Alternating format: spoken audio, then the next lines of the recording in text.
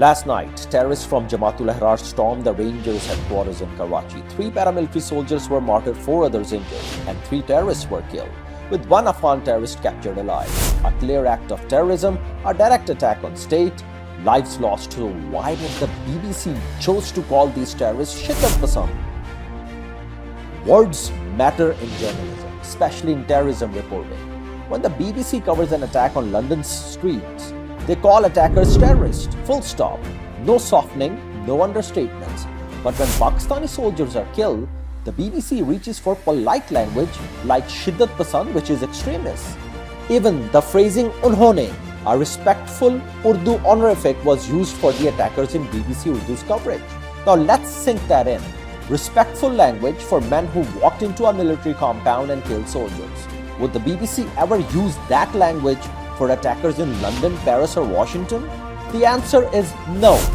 And that double standard is not journalism. That is bias with a byline.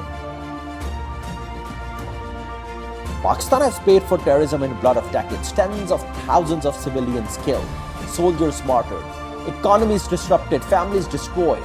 The role of responsible media in this war is not neutral observation. It is clarity.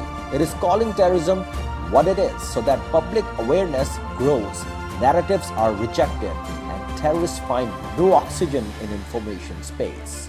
When media uses sanitized language for killers, it does not say neutral. It sides with those terrorists who have committed barbaric acts. This BBC report is not an isolated mistake. This is part of a pattern, the same outlet that has consistently misrepresented the Kashmir situation, the same outlet whose framing of Pakistan's security operations has repeatedly served hostile narratives more than factual reporting. Pakistan's military has pledged retaliatory operations following this assault, one of the most brutal attacks on security installation in recent months.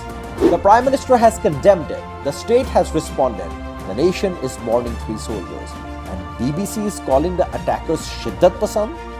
So we ask directly, is the BBC coward or is it complicit? Because there is no third option here. Either you lack the courage to call terrorism by its name when it happens in Pakistan, or you have made a deliberate editorial choice to protect a certain narrative. Neither answer reflects the journalism the BBC claims to represent. Terrorism is not a political position. It is a crime against humanity. Media that cannot say that clearly has chosen a side. The BBC owes Pakistan's victims an answer. And until that answer comes, the question stands, whose side are you on? Terrorists or victims of terrorism?